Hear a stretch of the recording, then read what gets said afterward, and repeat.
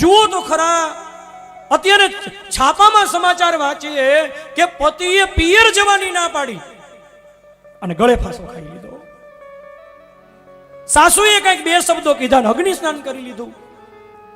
યુવાનોને કંઈક નાની નાની પરિસ્થિતિઓ આવે અને ગળે ફાંસા ખાઈ લેવાના, આત્મહત્યાઓ કરી લેવાની. રામને વાંચ્યા હોત ને તો આવું ન થાત. ખબર પડે કે રામના જીવનમાં કેટલું સંકટ હતું અને છતાંય આગે ચલે સંકટમાં પણ આગળ જ હાલતા રહ્યા, આગળ કોઈ દી પાછું વળી ન જોયું. અને નાની મોટી જીવનમાં પરિસ્થિતિ આવે ને જેમ ફટાકડો ફૂટે એવી રીતે આ માનવ જીવનને આવી રીતે રામાયણની સીતાને તમારા જીવનમાં જ્યારે કષ્ટ પડે ત્યારે રઘુકુળ ભૂષણ રામ એમની ધર્મપત્ની સીતાને યાદ કરો કે એ સીતા માવડીએ કેટલું સંકટ સહન કર્યું. આપણા જીવનમાં ક્યાં સંકટ છે? શિક્ષણ વધી ગયું, સંપત્તિ વધી ગઈ, મોડર્ન થઈ ગયા. રામાયણ અને ભગવદ્ ગીતાની સમાજમાં બહુ જરૂર છે.